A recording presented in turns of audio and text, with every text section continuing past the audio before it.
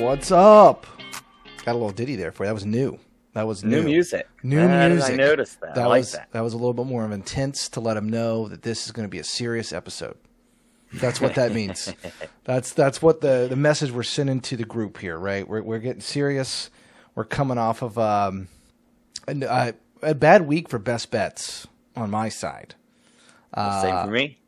But a good week on the profit side as a whole. You know what I mean? There you go. So, the fans might not think I'm smart. Not that I'm smart anyway, but at the same token, we did pretty good. We actually have a really good month. I'm at 2.5% ROI on the month. Last 30 days. Nice. Last 30 days, I guess you should say. So, yeah, man. So I'm going to try to keep this rolling. That's the goal anyway. Hey, well, that's the tough part about giving a small number of bets out when you make a lot. Yes. Because it's like you can give out the wrong ones, hit the others, and that's the hard part. But we're going to keep trying to deliver. We're going to keep trying to deliver. Facts, Lies, and One Truth Network. We have two Joes. Wannabe Pros. I got my name changed. I'm a Joe _ Wannabe Pro. I figured I was rocking the catcher for baseball in action because I created that when I probably wasn't supposed to be, partaking in some gambling. Wanted to be like a covert operation, but now I'm free reign. I'm a free bird. So let's mix it up. Let's not have the childhood Yahoo email username anymore, and let's branch out to a name. I do have something cool for us. If the listeners and watchers are, if you're watching us and you want to follow us on the Action app, I got this here. I don't know if you've seen this yet. I'm gonna flash this at you. Bam!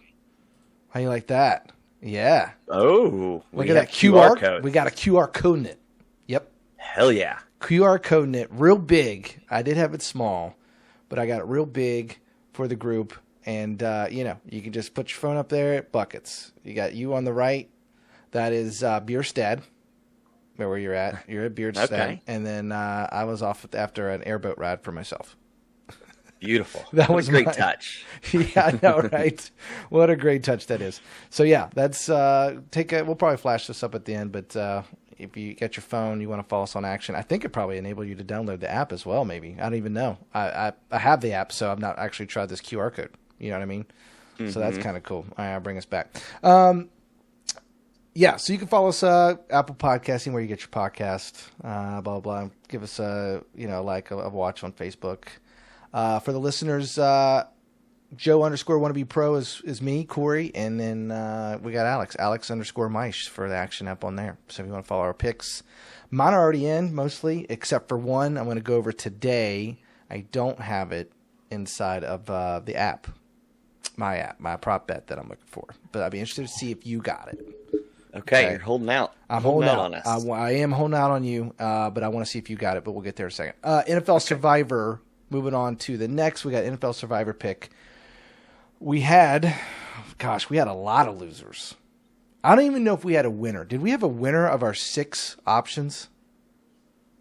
Yeah, the Texans. Okay. And I had Chargers. Texans and Chargers. Okay. Yeah, Chargers 2-0. Yeah, they were the number 2 and 3 for me. But man, only if we could have. I mean, Chargers, man, rolling. I mean, Herbert doesn't even look that great, and they're still winning. Hasn't thrown for 150 yards in either of the 2 games yet. Bro, his running grade is better on PFF than his passing grade on PFF. Yikes. Thought that was kind of funny. But anyway, we had a loser. We did not win. My number 1 pick was the Ravens, and they also lost. Right? So That was great. And the Lions had so many chances to win their game. They had so many chances to win and beat the Bucs. And the Bucs secondary looked better, I thought, than they were supposed to, I guess. I don't know what they were really supposed to, but you know what I mean? Being injured. And Goff just it's not playing well right now. He's not, man. That's 2 weeks in a row now. I've been very unimpressed with him. To your point, Bucs had a lot of backups in the secondary. So for expectation of what you're going to get from backups, they exceeded. However, Lions outgained the Buccaneers by 200 yards in the game. I saw that. The Lions had 7 trips to the red zone. in those 7 trips, they scored 1 touchdown and 2 field goals. So if you look at any box score, this box score tells you the Lions won by 10 to 11 points, just looking at the box score. Yeah. So it's still a tough loss because of all that. Like the Lions, they could do what they wanted until they got to the red zone, and Goff he couldn't, man.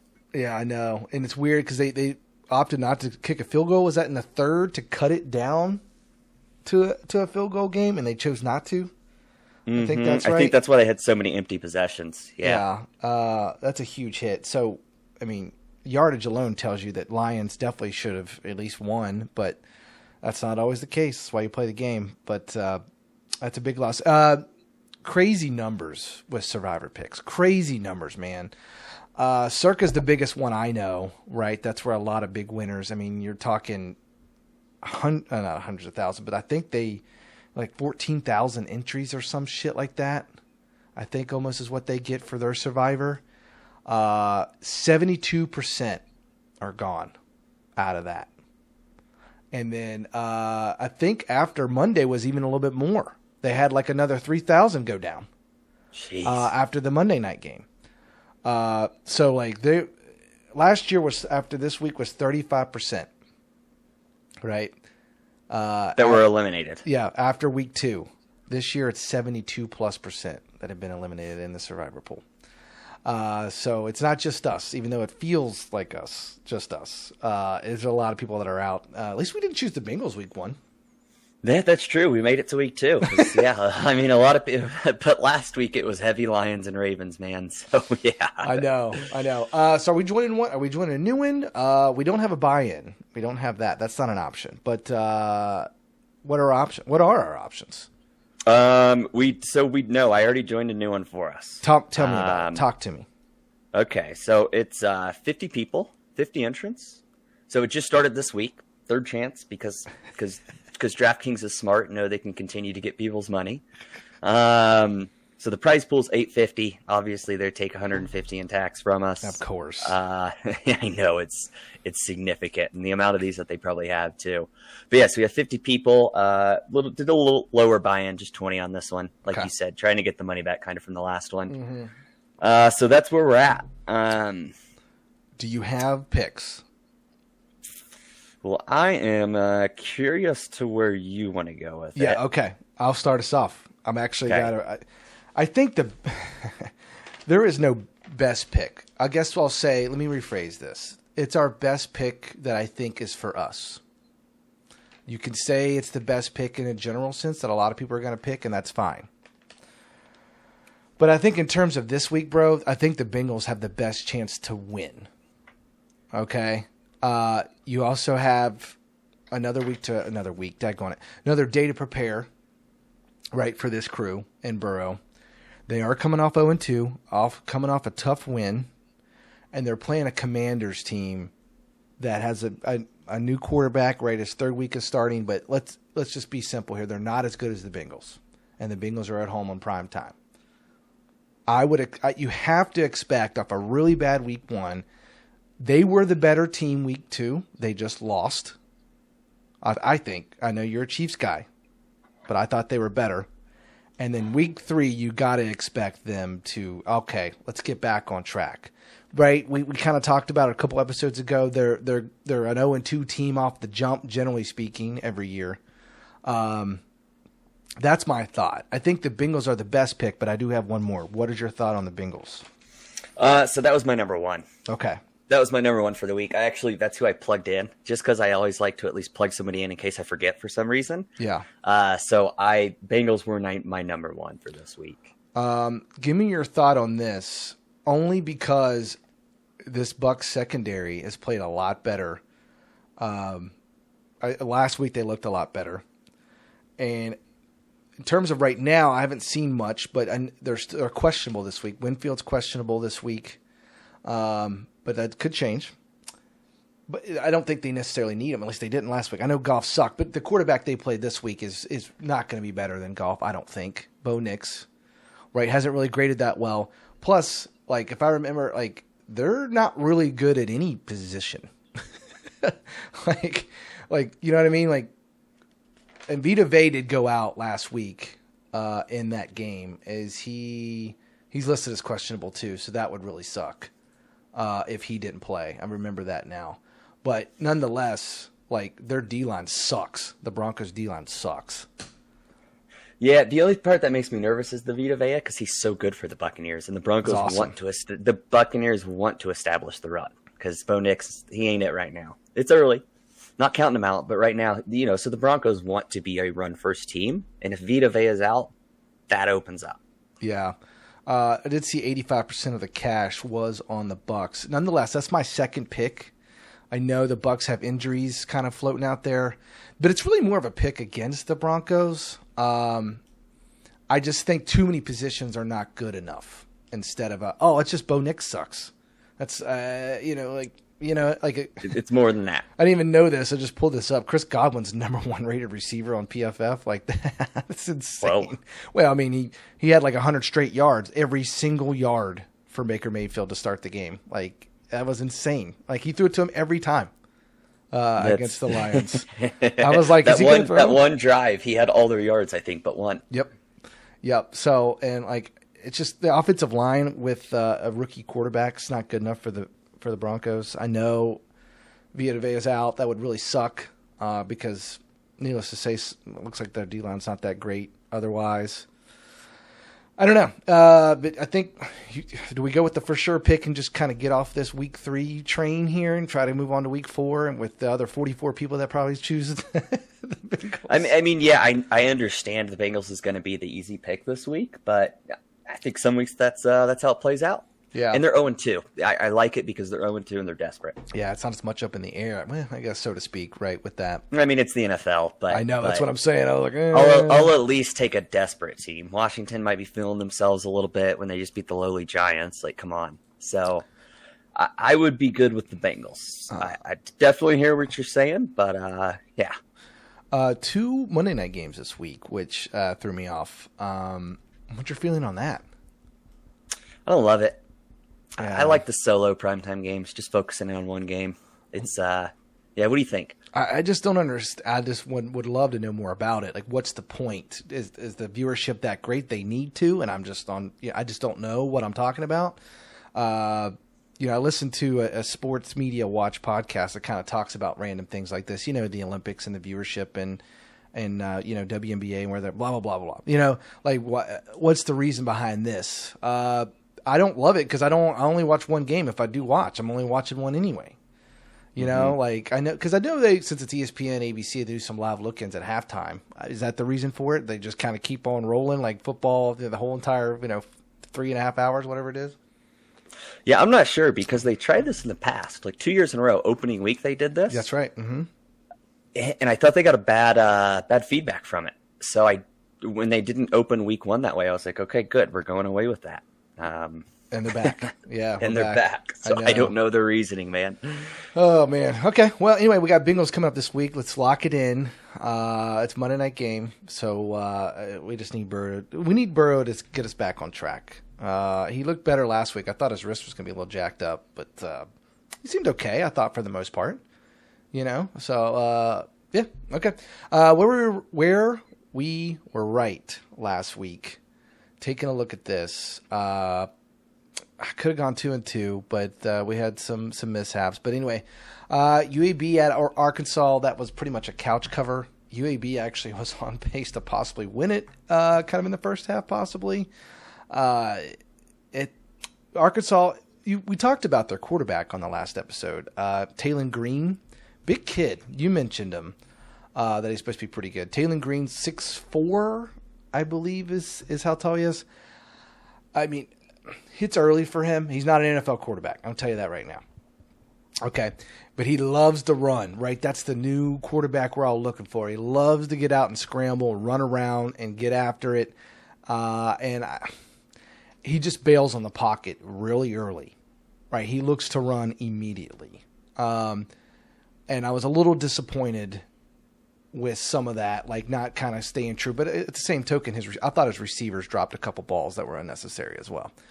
Needless to say, I'm not saying that Arkansas Taylon Green's a game changer quarterback. I think he's got a lot to learn, but He's right, in the college level. You just need a playmaker to win games. I think he has some of that.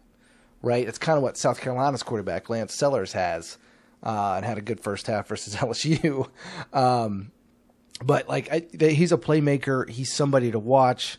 But it's way too early to think he'll be ever a starter for a team. But at the same token, J.J. McCarthy was a first-round pick, right? Anthony Richardson's now the starter for the Colts. So who knows what will come out of that. But I was not overly impressed. But anyway, that was my only one right for the week. But it worked out in your favor this week that you were not impressed with them. UAB. Trent Dilfer, man, does he not look like an absolute dickhead? Yeah, he kind of sounds like one. Dude, man, just when I look at him, just looking at him on the sideline, he just his resting bitch face, right? He's got RBF going on, and it just looks like everyone's not good enough for him. I don't know him. This is just me talking, but he's the head coach of UAB, so that's kind of why I was like, man, this guy looks like he just doesn't like anybody. Yeah, I mean, but even when he was a media guy, he carried himself that way. And there was a documentary I watched about the Ravens where he was going on about how quarterbacks now couldn't play when he played, and it's like, calm down. Okay. Stop. You were not the reason the Ravens won the Super Bowl. Right? So I think that's just who he is, man. Okay. All right. Well, but good for him. He covered the spread for you. And it's something really weird that I saw. So they were only down, was it 14 or 10? 10. They were only down 10. And there was a minute 48 left, and they had the ball, and he just ran it and ran his normal offense. Wild. It was the weirdest. It was the weirdest thing. I swear. Obviously, nobody was watching this game, right? No one cares about these two teams.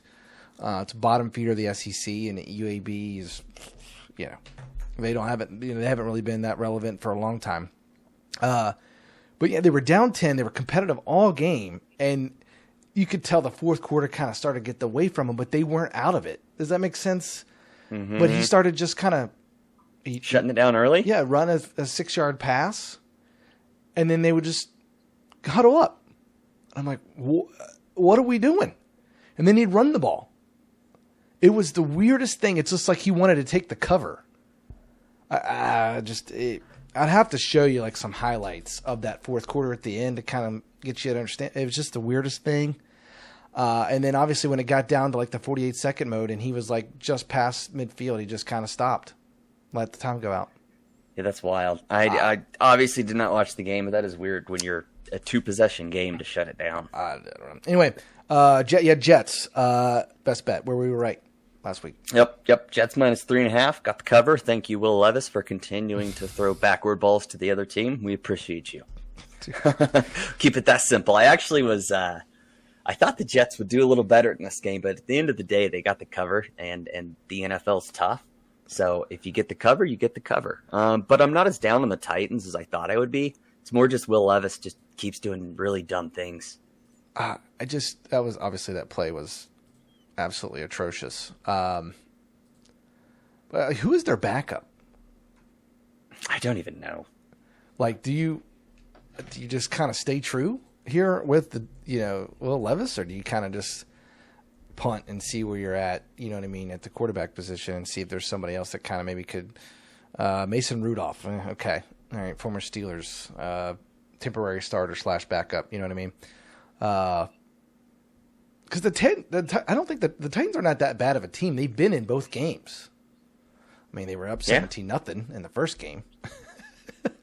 Right. And then Will Levis came and played in the second half still. And in this game, they were in this game too. Yep, very much. I think there's gonna be a little bit of a leash, but if he keeps doing extremely dumb plays like that, you're gonna turn to Mason Rudolph. But you probably want to see what you have with him.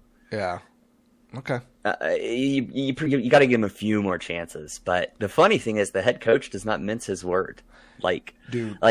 Even in the post-game presser, normally they keep it pretty PC, yep. And they may attack him, privately. But even in his presser, he called him out. Called him out. Threw him right under the bus. Yep. Which, I don't have a problem with that. Make a dumbass mistake. Wash it. Why be afraid of it? Yeah. I don't know. I didn't have a problem with it. All right. So anyway, let's get to our juicy stuff where we were wrong. Gosh, some of these are close for me. UCF at TCU, that looked pretty solid. all 3.5 quarters worth of solid. And then do you know anything about this game at all? TCU, dude, TCU was up 34-17 or 34-14 in the fourth, and UCF came back to win it 35-34 on a touchdown at the end of the game. God, the only thing I saw when it was 34-17 because I was on UCF -2. Didn't talk about it on here. It was kind of a late thing for me. Yeah. And then I see they're down 6 points, and then they went at the last second, and I was like, "Damn, what happened, dude?" So that was going to be a push until it wasn't. It was going to be right at 62, and then they scored a touchdown to win it. So Yikes. so that was a tough loss. Memphis and FSU. Florida State continues to disappoint. Norvell comes out and says that this is the toughest schedule they've ever had in the history of Florida State. Oh, calm down. You haven't played anybody. Dude, if we think that Georgia Tech, who hasn't won the ACC in quite some time, I know they're playing better. Brent Key's got them playing, tough at least. We have Boston College. I don't even know if they've ever won the ACC in football. I don't think so. And now we have Memphis, who is not even a Power 5 team. Let's hold it. Let's hold off for a minute. Right. I mean, they are, but like they're not. You know what I mean? Like they're not. They were in the American. You know what I mean? So like, and I know they probably will win the American maybe this year. They're South Florida, so they do get a higher conference team that's not Power 5. But still, come on. And here's the thing: they haven't even played a road game yet. Yeah, that's an embarrassing thing to say. You're at home. You're Florida State. You win at home, right? You're the winningest team in the 90s with Marshall, right? You win at home. That's what you do, baby.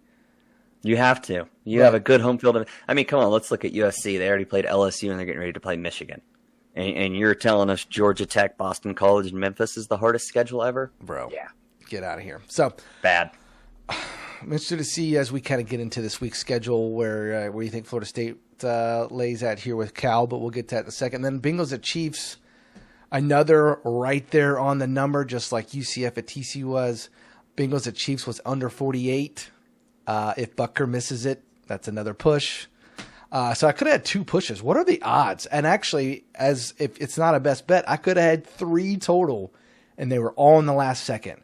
Chase Young had a half a sack. Last second for UCF TCU, it could have been a push. And last second at Bengals at Chiefs was at 48. Would have been a push for me. 3 pushes in a week would have been insane. Didn't happen nonetheless. Bengals at Chiefs under 48 ended up being Butker buckets to go over. So I had 3 losses. You had your 2 teasers, Liz. You loved them. You loved the teasers. Loved them. Loved the teasers. I knew there were Joe teasers. But here's the thing. Going back to the Lions thing, I had the Lions and the Broncos in one, and the Broncos covered. And again, when you look at the Lions box score, like that's normally a 10 or 11 point win. Yeah. So there's a little bit of bad variance going against me. The other one, the Ravens, crazy that they were up 10 in the fourth quarter and let the Raiders come back. Gardner Minshew led Raiders. Now the other leg was the Rams. So, I mean, they lost by 100. They look terrible so far. I mean, they look good against the Lions. I think they were spent a little bit. I think they were a little spent, man, because, I mean, to get beat by the Cardinals by 40. Yeah, I mean, Goff's clearly not. He can't even pass against backups on the secondary. So is that a Goff problem or is that a Rams or good problem? I don't know. And this is where, like, you keep getting more data points and you get a better understanding. Because when I watched that game week 1, I'm like, damn, Rams are tough. They are impressive. They made Goff really work, and then you see the second week where Goff plays like the weakest secondary in the league at the time because of injuries, and he can't do a whole lot. So, Stafford ranked 28 out of 33rd quarterbacks, and they almost have the worst center in the league. And Cooper Kupp's injured.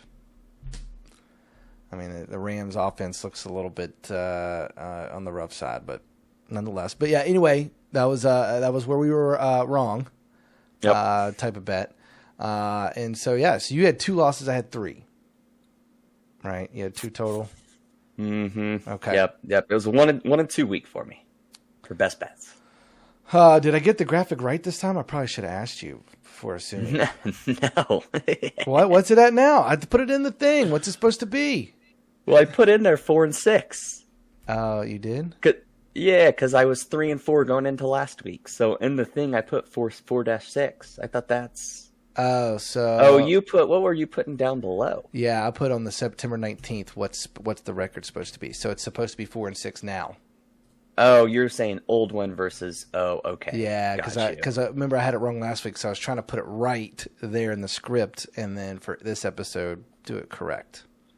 Oh, I guess I should have asked about that. I thought the top one was the best bet, and I honestly thought you went through the episode and listened because I didn't know what the 5-8 meant. So I was so confused. I was like, I don't know what this means, but mine is 4 and 6. Yeah, true. Yeah, okay, all right. So I've given you a couple extra games there to make it wrong. We'll get better. At this Hopefully, that's not the true record going into next week. Hopefully not. We hope. That's what I'm banking on not being true. So I have to change it to the right thing. We'll get it right. Upcoming week schedule. I always kind of roll off your NFL games here. Eagles at Saints. I'll lead us off here. This is the game that you picked, but I'll lead us off. I got some good stuff. Let me see. Oh, here we go. Here's my notes. Okay. So I have the total bet on this game. Okay. I have to write down. Let me see. I have to give you correctly what I got it at. I don't want to say the wrong thing. But so anyway, I'm going to see which one I want to give you first. The Saints are not they're not good with overs, right? Especially under because Allen, is that their head coach? Yeah. Yeah, he's only been there 2 seasons. Okay? Yep. And if it's under 3 points, the spread, right? The Saints are for the under is 4-7-1. So when the game's a little, obviously a little close with the spread, we're 4-7-1. And it's kind of crazy with this. The Eagles, and they've been of all time. This is all time. 7 total times playing at New Orleans. They've only won twice. Straight up. That's pretty crazy. Jeez. Yeah. Wow. Now, they're 4-3 against the spread. But in terms of straight up wins, and then it's under 3 points, so it's relatively close in terms of the spread. So you could definitely do a money line look here. But they've only won twice out of 7 times visiting New Orleans. So I thought that was kind of nuts. Here's where we kind of go with the total vibe, okay? Well, I bring up what I have here. So the total wise, last time out versus the Eagles, Allen, right? Head coach, only been there 2 times. He shut down the run. Right, they shut down the run. They only had 15 rushes for 67 yards against the Saints. The Eagles did. Okay? And they love getting Barkley the ball in the backfield by receiving. I also heard something pretty crazy on his. He has the most drops in the last 3 years amongst running backs. Barkley does. Jeez. Mm-hmm. Wow. Big drop this past game. Yeah, well, that was huge. That was huge. Not too crazy. Sirianni's about 500 when it comes to over-under. In terms of, because I looked at the Eagles over-under record under Sirianni. It's about 500, so nothing crazy there. I really like the under in this game because I have a feeling. It's just more of a feeling. I just think that Hurts he's not that great at throwing the ball. I don't think this year. I think Barkley bails him out more times than not. I don't know. I guess maybe it's the flip side now. He's not receiving the ball. But I like the under here. I think I got it. I'm bringing it up here. I got under 49.5 is what I have. And it's still sitting there. I just thought that was a little high. Kind of did some comparisons, especially off of these other numbers, under 3 points. I like that. 4-7-1 is the under for the Saints. Under Allen. I like that a lot. Mm-hmm. So I think when it's close, 49.5, it's kind of the only thing that kind of goes against me, it's in a dome. It's easier to kind of score and pass in a dome, right? So that's kind of a little scary. But anyway, I know it's a simple bet. What do you got? Yeah, that is a big number, but yeah, we'll see. So not best bet, but I do have a bet on the game. So I am on the Eagles. We are, lost my, so plus 2.5 or plus 3. Sorry, plus 3. The line's sitting mostly at 2.5, though, to be fair. Yeah, I see it. When the number was 2.5 and it was a flat for the Eagles plus 100, I bought it up to 3, so it's minus 120. Okay. And kind of like how you're feeling about the under. It's a very simple handicap for me. I'm really looking at this year. I'm going to play with a little bit of theory. We're going to look at motivation edge. I think when a team loses like just a fucking battle, I personally think they underperform a little bit the next week. I think mentally it's hard to go through the next week and prep the same.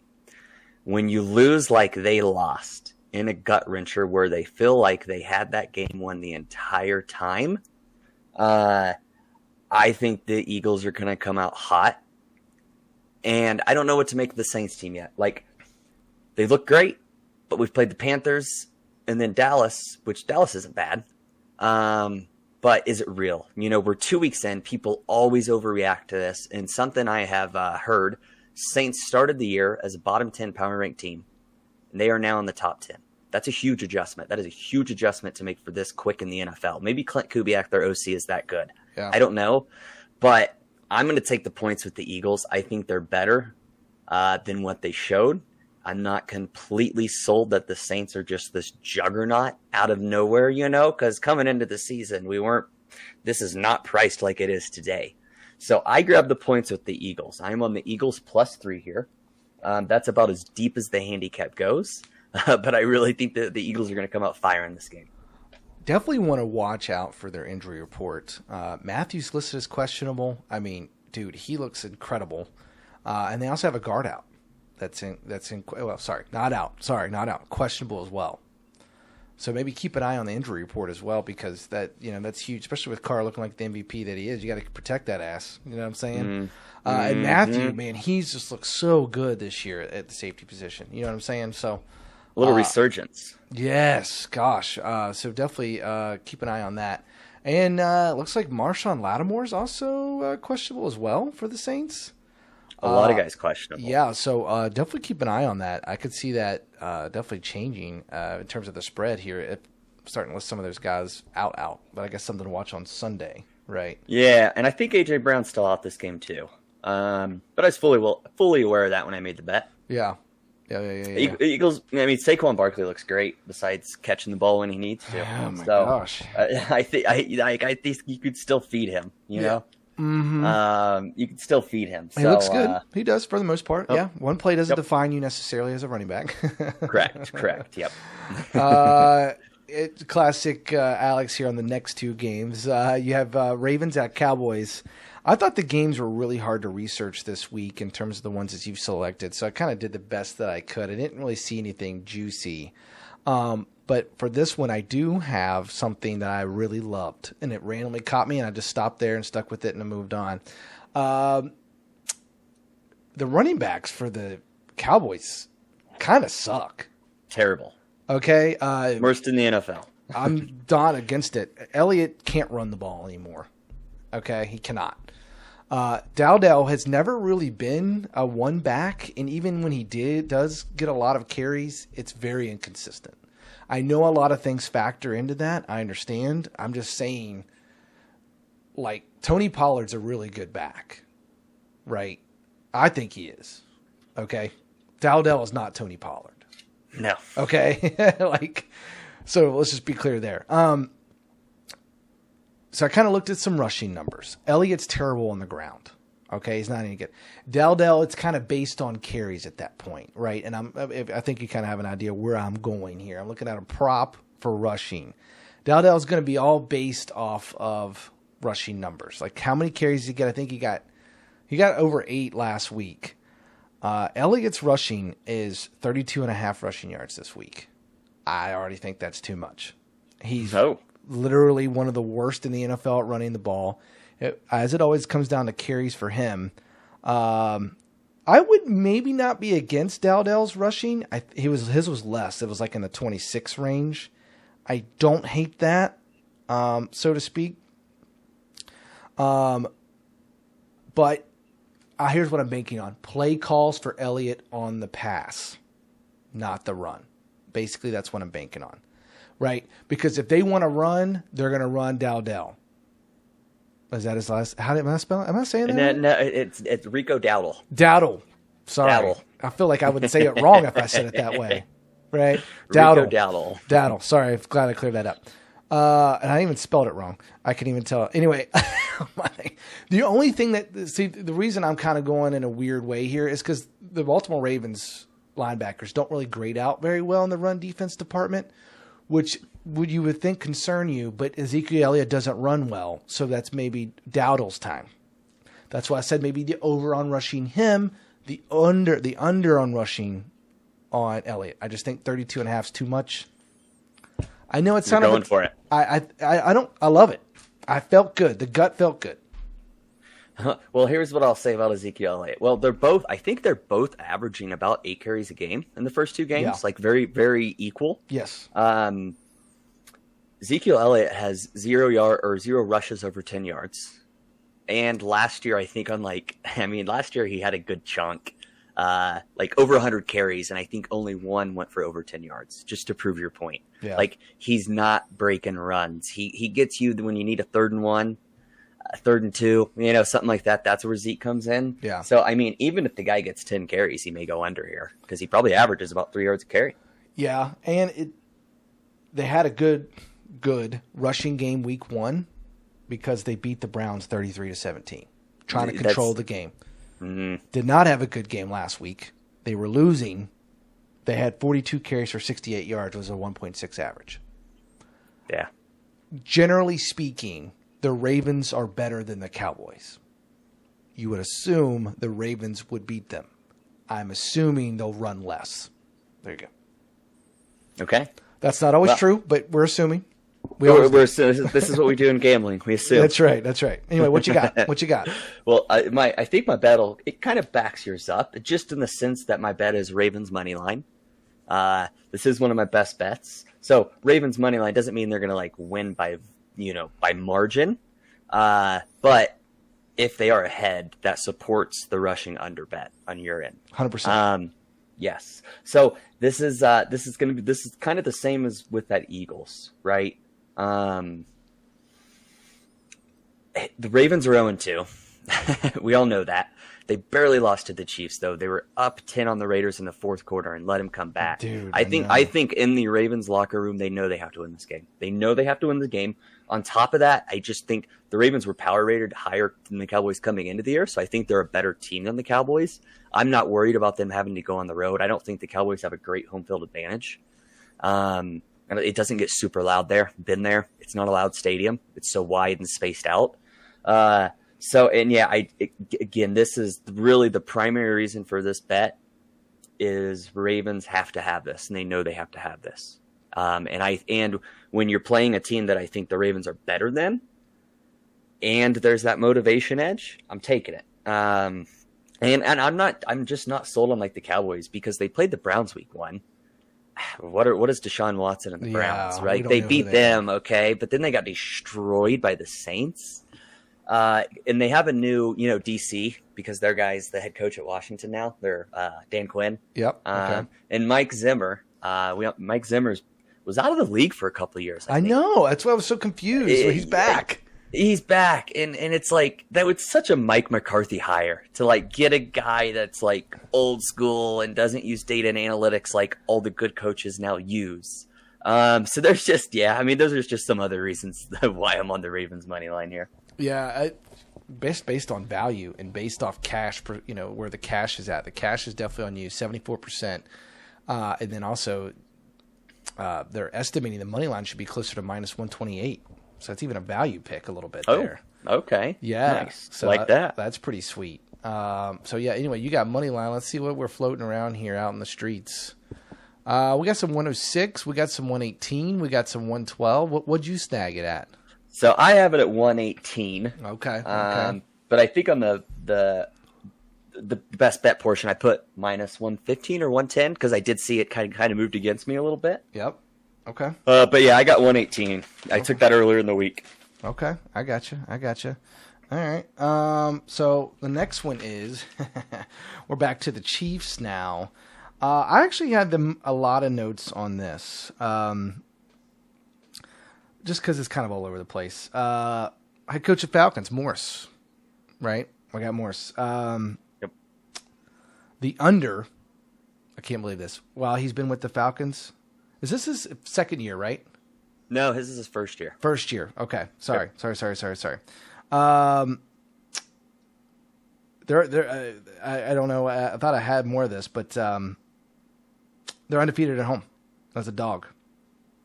Since I thought we sure this is his first year, second year. Hold on. Well, so he was an interim coach there like 4 years ago. He was an interim coach for like 8 games.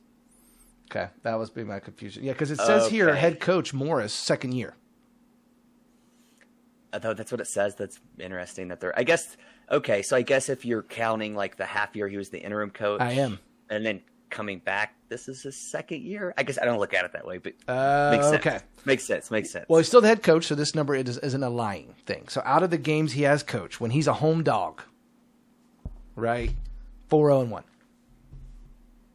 The under is the under. The under is the 4-0-1. Yeah. Okay. Even also undefeated as a non-division home dog. Under is as well. I don't know. I just here's the thing I hated about it though. Or I guess I'm assuming you're Chiefs here, right? But that's not my bet. No. Okay. All right. Chiefs have as a away favorite. The Chiefs have a losing record out of the last 5 years as a total. ATS yes. Or total. ATS. Yeah. No, sorry. As an away favorite, the Kansas City Chiefs have a losing record as an away favorite. ATS though, not straight up. Correct. Okay. Just wanted to clarify that. Well, yeah, they're very good. Correct. They also have a losing record. ATS non-division. This is a non-divisional game. Yep. So I went prop again. Just to kind of go before I give you all those crazy stats that I've gone back to the prop here. Bijan Robinson looks great so far throughout the year, right? I have a feeling they want to keep the ball away from the Chiefs. They don't want Mahomes having it. Chiefs let up 32 carries week 1, had 22 carries week 2. The backup for the Atlanta Falcons is banged up. Al, you got me on this one. Algier, questionable. He's banged up, so we don't know. He might play. He's banged up. He's been limited in practice, has been the report this week. Bijan's going off. 14 for 97 versus the Eagles. 18 for 68 against the Steelers. I think he goes off again. I think it's. I got it at 71.5 rushing yards. I think he's over this week on that. You're going over, okay. Especially with a lot of unders looking pretty solid here.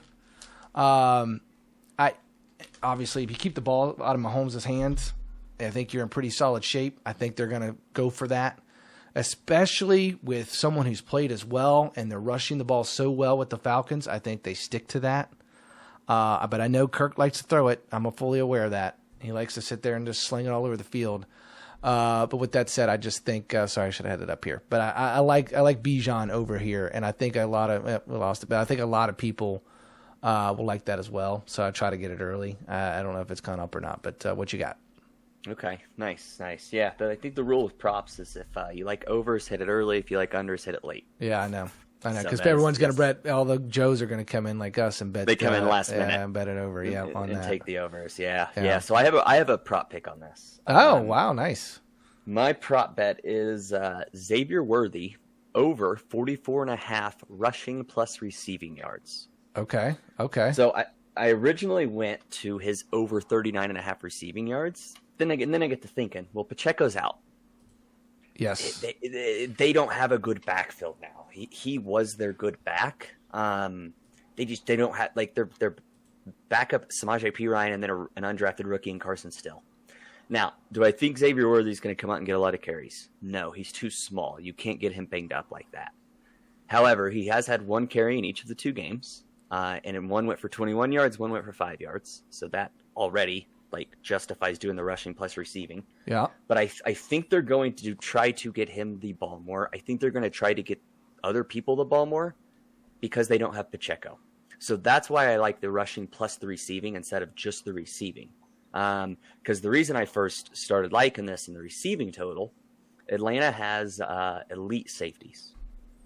Justin Simmons, and then Jesse Bates. They both graded out incredibly well throughout their whole career. That's typically who covers Travis Kelce. They typically put a safety on him. So I think they'll probably do that too. And I think Kelce's going to be a hard option. The cornerbacks, I think they have one better one than the other, right? I think he will be on Rashee Rice. I'm not saying he's like a shutdown guy that's going to take Rashee Rice out of the game, not at all.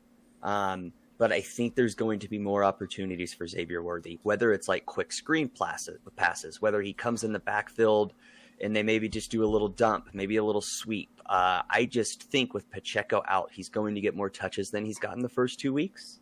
And so that's why I like combining those two, because you only have to add 5 yards, and he's hit that in both his games so far on carries. He's doubled almost. He had 9 running snaps week 1, 16 week 2. Worthy has.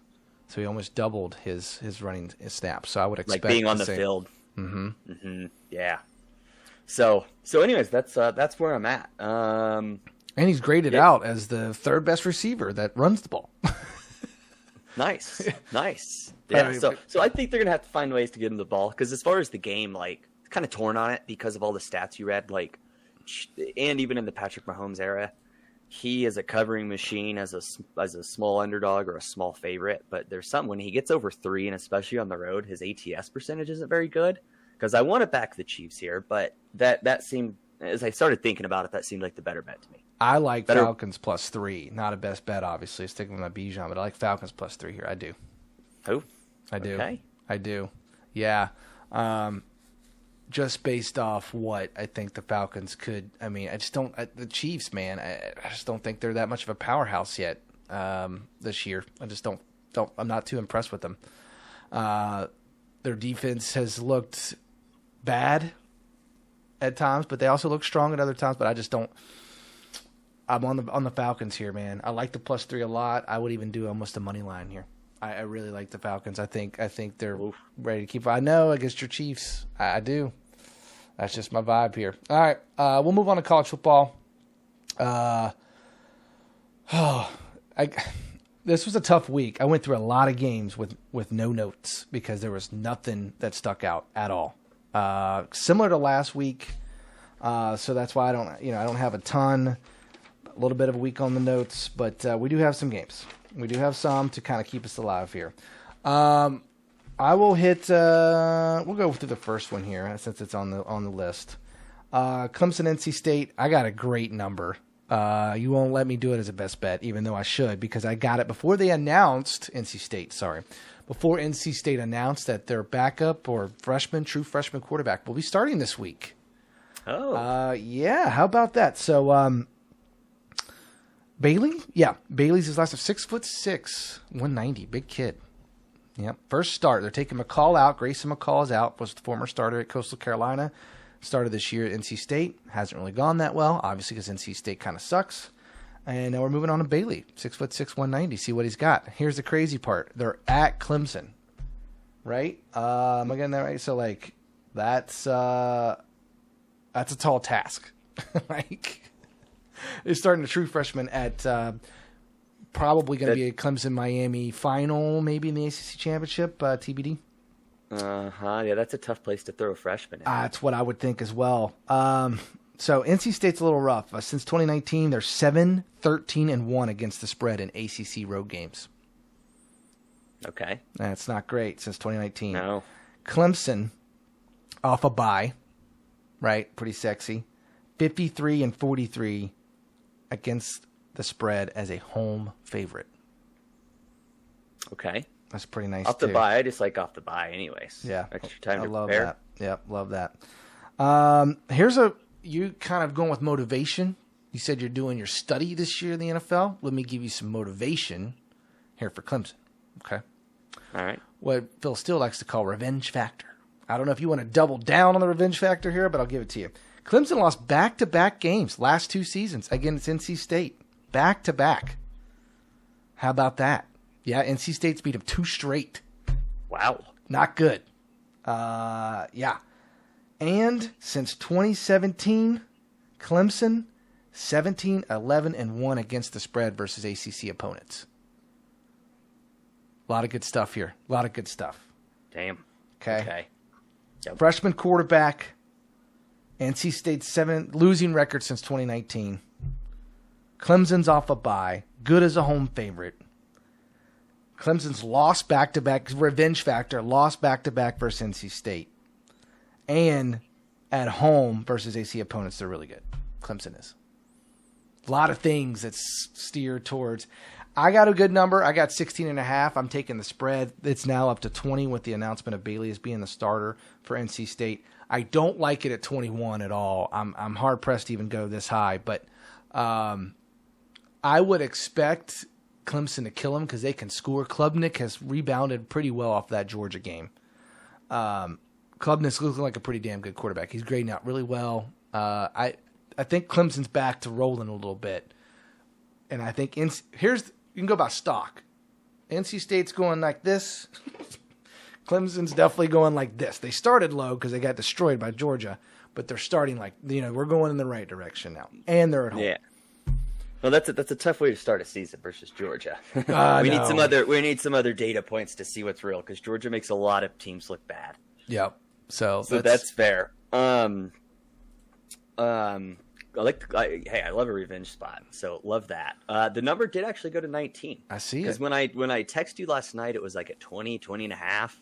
And that's where I was like, that's why I said because the best bet, like hopefully you try to give a number that's still available. Oh, I wanted you to talk about how you got ahead of the market on it. It's just hard to give out a bet where the number's through 2 key numbers now. I always look early. I saw it on Monday at 16.5. I was like, NC State sucks. Clemson rocks. And they were off a bye. So it was a quick Monday night. Quick hit. And the Bailey announcement, the starting quarterback for NC State, tipped that 3 points, it looks like. Okay. And you had a lot of things going in Clemson's favor too. Yeah, after I did more research, I was like, this bet rocks. Yeah. I hope. I mean, it went heavy towards Clemson, and then there was just a touch of buyback in the last 24 hours here. Yeah. That's why I think it's tough. Yeah, NC State is power ranked on offense 124, and Clemson's defense is power ranked 5th. So I was looking at the under here, right? Yeah. And the under does have 80% of the cash, and the tickets are split. So obviously big money has come in on that.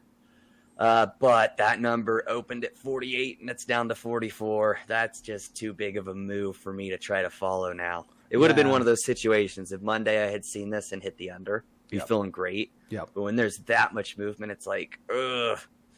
It might be interesting if anybody wants to look at something else here. Maybe an NC State team total under potentially. Just based on that power rankings and a true freshman making his first start on the road at Clemson. Yeah. Might not be terrible. Yeah. I mean, 44.5 seems pretty low. And if the offense has been as good as they were against App State and whatnot, Clemson, I could definitely see it hitting over now that it's that low. I would consider a buyback there. To go back against it. I'm not. But at the same token, I could see why there could be some here. Because, I thought Klubnik looks really good, right? And, Clemson knows how to score. And the only problem is NC State's they're not supposed to be a bad team. They're supposed to be a somewhat of competitor in the conference. Do they wake up a little bit this week with a big matchup? I don't know. You know what I mean? Kind of play a little bit harder defensively. I don't know. I just want to bank on Clemson with the bye week being stronger. That's all. So, okay. Yep. I got you. We'll move on to the next one. I think it's Miami is our next one on the script. Yep. So Miami, Florida, South Florida.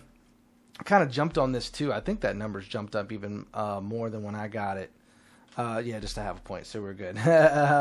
Miami, Florida at South Florida. This is a pretty good rivalry matchup, especially with how well South Florida has played. Well, also Miami has played, but South Florida's played well, right? Played Alabama very tough at Alabama, as they did last year, but that was at South Florida, so it could give you some hope for this week. But nonetheless, South Florida's offense is not very good, and they would have beaten – Bama gave them every chance in the world to lose, or, obviously to South Florida to win, to beat them. They did. They kept giving them the ball, turning it over, but South Florida can't move the football. They can't score. They're one of the worst offenses in the country, ranked 121st.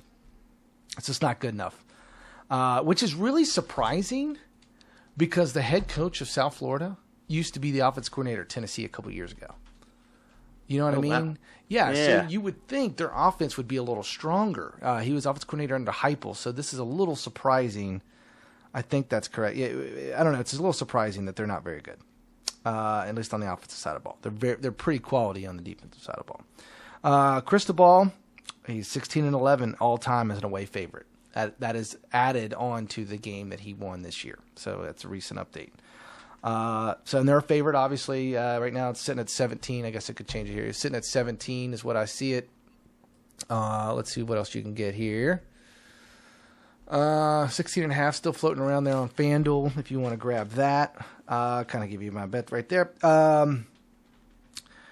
Both teams are really experienced, though. So South Florida sits at 9th in the country in terms of experience returned. Right? The key stat last year was Kansas was number 2 in the country at experience return. This year, South Florida sits at 9. But it's not like Miami's much worse. Okay? Both of these teams are really, really experienced in terms of starters. Like Miami's a little bit less in the rankings, but a lot of their starters have come back this season. Okay? So that bodes well if you're a South Florida bettor. In terms of Phil Steele's game grades, because he game grades every game in college football, the spread's about spot on. He has it about 14, 15 points right now. You know, it's setting at that 17-ish range, so it's pretty close. Here's the thing. Cam Ward's looking for Heisman here for the Miami Hurricanes, right? Yeah. South Florida cannot score. Talent-wise and how they look, Miami looks like one of the best teams in the country, if not the best thus far this season. Okay? I expect them to continue the roll because they are better. Now, I'll tell you this. I do not like this any higher than 17. I do not. Okay. I think you got it under that key, correct? I did. 16.5. Okay. This is a bet with the number for me. Yep. There's not enough signs. An experienced South Florida team playing at home, although their home field advantage is very weak. I should have looked up what Phil Steele says their home field advantage is and how it would affect the spread. It is not good because it's away from campus, which is really disappointing. But nonetheless, I just really like South Florida's a good team this year. This could be the year. I think they win. Clemson's good too. It's going to be kind of to see how Clemson looks this week in Miami, kind of see how they keep rolling. You know what I mean? So, but yeah, I got the 16.5. I don't like it more than 17. I can tell you that right now. Okay, fair enough. You got to. I mean, there's value, right? That's the whole kind of point of betting is you have to see value in the number. So, yep. So yeah, PFF shows a touch of edge to Miami. So that's good. That backs you up at least. They show a pretty significant edge on the under. Like more than normal. 3% is more than what you see. If you scroll through all the games on PFF and you're looking for what their edge is. Now, you don't just want to just go off PFF. But kind of similar to last game, you talked about USF's offense ranked 121st. Bad. Yeah. Miami has the second-rate defense, too. I know. Now, they probably haven't played juggernauts on offense, you know? Miami is not a juggernaut. I mean, sorry, Florida Gators are not a juggernaut by any stretch. and that's what I'm saying, because I know if people look at the schedule like, oh, well, they played Florida. Well, Florida's not very good on offense. And Cash is getting more tickets on the under, too. It's been hit pretty heavy. So I don't have anything on this game. Just mention that because at least PFF kind of supports that. And if I were to look at something here, I think I would try to target the under. I like it. 65 is a lot. That's a lot. And both defenses are good. And yeah, South Florida's USF, offense is bad. Totally, yeah. So just something else. It's not there yet, but as we're kind of talking, that's where I'm like, okay, maybe that's something to go after too. Yeah, I do like the under actually a lot on that. I didn't even know it was that high until you just mentioned it. For shoud. So yeah, I'm with you. Nice. Looks like 85% of the cash is on the under as well. Yeah, that could be the move. Okay, I do have. I don't know if you have anything else, but I actually have a best bet that I had a lot that I said I was going to mention here as we proceeded on. Yes. What you got?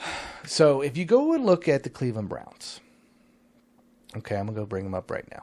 Okay. Was there one more game we're covering, or are you skipping to? Did I skip one? I think, yeah, you had one more game. Tennessee at Oklahoma. Oh, I had to do that one for you. Yeah, you're right. I figured you did that just for me. Sorry, I did, kind of. Yeah, because that's obviously a very good game this weekend. I think I got a bad number. I cannot pull up this number, I don't believe, on our little graphic here. I don't think so, no. So I'm going to need you here to give me what you can see, okay. On your book, so to speak. Because Okay. I think I got a bad number because I saw an action. There's some other floating around here. Okay, anyway, let's get it going. Tennessee at Oklahoma. Oh, man. Oklahoma, dude. Their offense sucks. Okay? Yes. The receivers haven't really helped out Arnold much, and Arnold doesn't have an offensive line.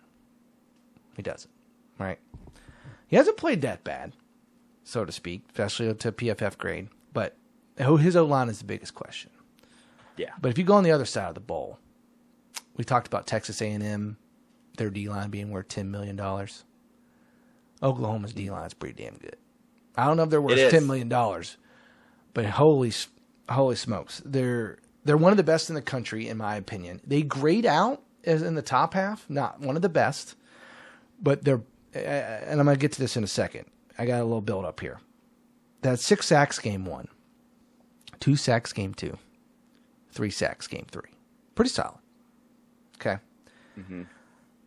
Mason Thomas is one of the best defensive linemen, pass rusher specifically, in the country. Okay. Mason Thomas was a backup to start the season. There was a senior, Wilburn. I think I'm saying it right. He was the starter. Mason Thomas beat him out. So, and I looked it up. Wilburn or whatever, he's not injured. At least on the injury sheets that I've looked up before this call, before our podcast today. Okay, I want to make sure I'm saying his name right. I could be butchering it. I'm not good with names today. Woolard. Caleb Woolard. I apologize, Wilbarn. Caleb Woolard. Dude, their D-line's stacked. Senior, junior, senior, studs. Graded out.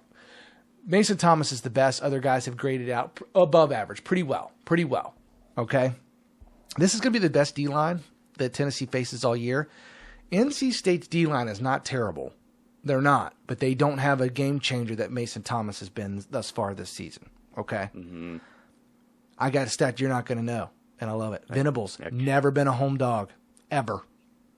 Never. This is his first time being a home dog. This is Nico Iamaleava's. There you nailed that one. First road game. First road game, too. Road game. Okay. I'm a little concerned. I'll tell you why. I'm about to give my bet in a second, but I'm giving you this stuff because I know you want to bet it. I looked up the injuries for Oklahoma. College football. But let me go on a rant on injuries for college football for a second. They need to get this together because NFL's got a rule, right? They have to release their injury reports before the game.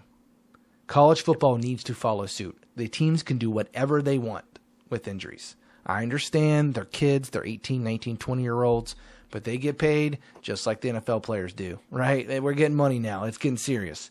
There needs to be some type of regulation with injury reports. There's too much money flying around right now on NCAA football for injuries not to be released. It just is. It just is what insane. It is. It is awful. It is up in the air. We don't know. Coaches can be shady, and the injury report is going to be false. Dude, I tell you what, I was listening to the radio of the broadcast for the UAB Arkansas game, right? They literally announced the starting lineup and said a dude was out. The radio for UAB, the radio. They're there every day of the week in practice, and the dude was playing, and they said he was out. Yeah. It was a starting guys receiver. do this shit all the time. They'll have guys that aren't going to play, and they have them warm up in full pads. Dude, and then never play them just to do it. Yeah, it's pretty bad, man. It's funny you said that or brought that up because I've always been like, how is there just no regulation here? Teams can do and say whatever they want to. Whatever they want, man. Real quick though, Farouk is out. I'm assuming I'm saying his name. Farouk. It's Farouk. Yeah, Farouk. Thanks. He was out last week. Again, I don't know. And his backup was out in terms of the depth chart. Now he also could be but he had a start last year. He's out too.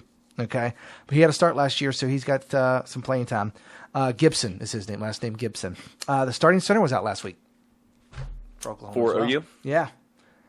Hickman. Okay. Yep. And Hickman was a starter last year. Sorry, I'm going away from the mic. Started 33 starts last 3 years at SMU. So he was a starter at SMU. Okay. He was out last week. That's it's a big deal. Is he? Do we know if he's back this week? Because we don't know injuries, so we just know he was out last week. Oh, sorry, yeah. So I don't even know. I was going to look it up here and try to see if we could find something on a local paper or something like that. But yeah, see, we don't even know. That's the kind of annoying thing about it is with this. But anyway, my bet is under 31.5 team total points for Tennessee. Curious to know what you got. Well, if that's it's not a bad number. That's every book is showing that. Okay. Even here, FanDuel has 32.5. What does that really matter? Yeah. But every other book is 31.5. So you're not off. Like number's fine, I guess is what I'm saying. Right. So yeah, kind of backing up a few things you said. Oklahoma's defensive line, stout. I think they're the second rated rush defense so far this year. Rush defense, okay. And that is even like versus, schedule adjusted. So yeah, their rush defense is great. Pass defense, it's fine. Yeah. It's fine. That's it. The problem is their offense. They suck. And it really starts at the offensive line and the receiver injuries. So the Jalil Farouk should have been our number one. Anderson, that's number two. He hasn't played all year. So we're playing, we're down the line on the receiver. Yeah, Gibson's out. One of the guys' backups on the depth chart's out. Yep. And then, we have this quarterback that's a 5-star, but he hasn't looked very good either. I'm also not impressed with OU's play calling. They seem to keep everything so tight that it seems very easy for defenses to cover. Like, they don't stretch the field a lot. Yep. And it may be because they know their offensive line sucks, so they can't. When you think about it, it's like...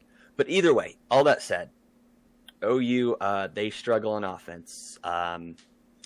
Tennessee, I feel like everybody in the world is going to be on Tennessee in this game. Totally, and that's agree. Fine. Like, I've watched OU enough to where I'm like, hey, I get that.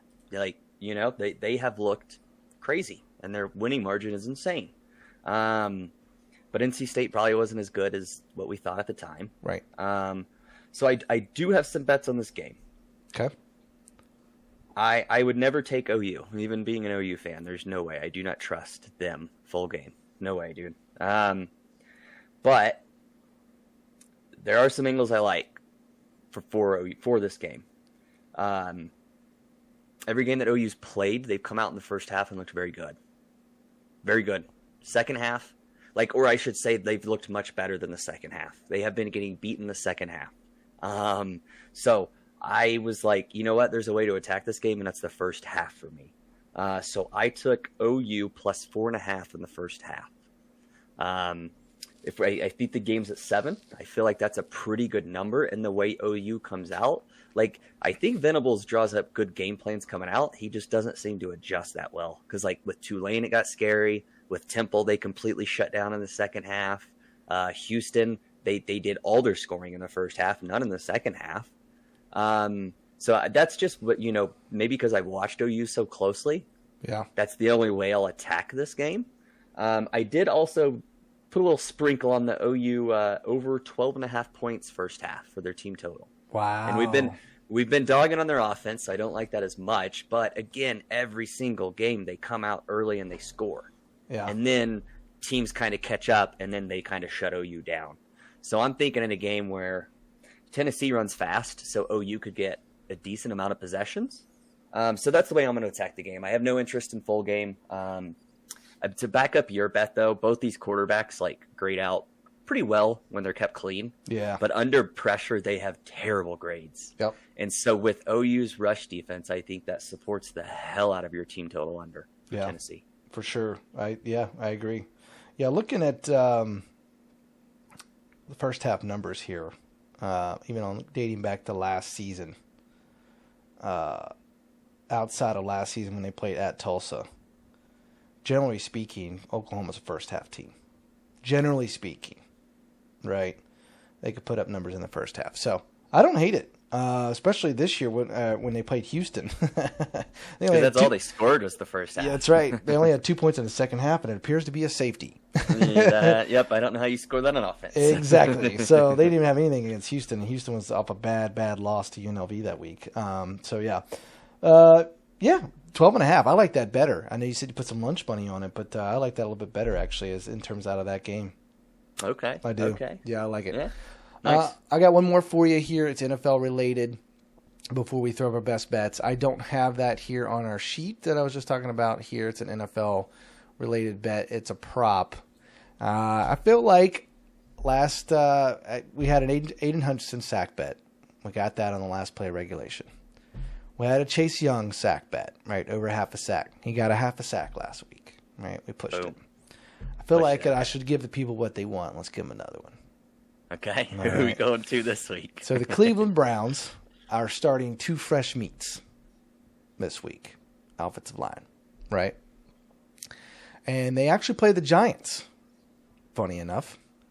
And I was taking a look at it. We got 2 fresh meats. We also have a very, very, very good defensive tackle for the Giants. Dexter Lawrence is his name. Okay? And I was taking a look, and I was like, you know what? With this fresh meat and the Cleveland Browns, right? Not the greatest pass protection, specifically at the center position, which is generally speaking where the defensive tackle is going to line up. That's also where Dexter Lawrence plays. He plays defensive tackle, right? He is he's just good at everything, but he's a very, very good pass rushing defensive tackle. Dexter Lawrence, if you can find it, I cannot. Don't have it, nothing. No Giant is available to bet for a sack. Dexter Lawrence over half a sack versus the Browns. Okay. Do you have it? I'm trying to pull up and take a look here. Okay. Yeah. So, but anyway, I don't know. I was trying to do some research, but they have 2 new tackles starting this week, at least by what I'm looking at here, that have not played this year. Conklin and Willis on the tackle side. Their center sucks at pass blocking. He's almost the worst rated pass blocking center in the league. Yikes. Yeah. And if you look at the guys around him, the guards, Bitonio, very, very weak pass blocker, but Wyatt Teller's a bit better. So he's kind of their strongest offensive lineman, so to speak. Plus, Watson kind of sucks. Yes, 100%. He's graded out horribly in the run game. I know he's not a big runner, so I take that with a grain of salt, so that doesn't really matter to me. But what's really astonishing is like the best route runner maybe of our football watching career in the last decade is graded out as the worst receiver almost in the NFL. Amari Cooper. Whoa. Yep. Jeez. Graded out as literally 105 out of 107. Holy cow. Maybe he has hit that age where he fell off a cliff. The worst. He had a good year last year. He sure did. Graded out very, very well as he's graded in terms of any other year that he's had really good. But he's been awful this year. Wow. So that's wild. So maybe he's not getting open then, so that's going to help. That's why Deshaun Watson. Yeah, I looked. That's not available because they're wanting to see offensive lineman injuries. That's what it is. Because every Brown player's out there. There's just no Giants at all. 0 Giants. Yep. Okay, it's the injury. That's a good angle. I wrote that down because I really like that whole angle. Everything. Deshaun Watson holds on to the ball too long. Browns have been shuffling offensive linemen this year. Receivers aren't getting open. Yeah, man, I like that a lot. We'll have to see what the books give us. Yeah, I love my Dexter Lawrence. So anyway, with that said, we got that's wrong. That's not right. We got that. We got our action URL codes there if you want to follow our bets that we just made. And if you're not following us, that's lame. But we also have a nice, pretty old PowerPoint. Michael Scott for you. Here's my best bets. I didn't put in white Dexter Lawrence 1 sack, but I like that Dexter Lawrence 1 sack. I had to replace something like Clemson bet. I love the Elliott under 32.5. Miami, South Florida, minus 16.5. Tennessee team total under 31.5. That's what I got. For our Nice. best bets. Yeah, man. So I like it. Sorry I made you get rid of that Clemson one. I apologize, That's man. okay. It's That's just- all right. It's about ROI. It's about winning.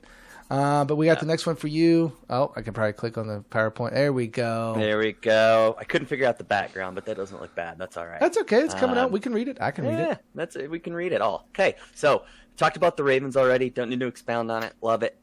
Xavier Worthy, same thing. Talked about it. Like it. Didn't get to these two teams, so I have another 2-game teaser. I'm not going to be scared because I lost them both last week. Don't care. I've had success with 2-team teasers. That's why I like them so much. And these games just make a ton of sense to me. So we did kind of hit on the Bengals talking about the survivor pool. So I bought them down from 7.5, or teased them down, I should say, to 1.5. Yep. Basically just need to win. I like that. They're at home versus the Washington team that has a very bad defense. So even if Jalen Daniels can run a lot, I don't think they're stopping the Bengals because Joe Burrow really looked good last week. They better win. They better win because we also have them in Survivor. So it's kind of a back in the Survivor pick. That's too. what I'm saying. Then I'm going to pair them with the Los Angeles Chargers. Looking good. They are at 1.5, getting them up to 7.5. I think this is a perfect teaser leg as well. It is a low total game. It's like 37, 36.5. Yep. Steelers very rarely win by margin. Both teams want to run the football, control the clock, and let limits possessions. So that's going to therefore limit the amount of variance that can happen in this game. So those are the 2 teams: Bengals, Chargers, teased, Ravens money line, Xavier Worthy rushing, receiving over. Yeah. So we got. That's right. More snaps for Xavier Worthy, or maybe even more this week. So that could be juicy. We'll see. I like it. All right. So that's all we got here. You got our best bets. You follow us on Action, and hopefully you're going to win some money. But we will see you guys next week. All right. See you.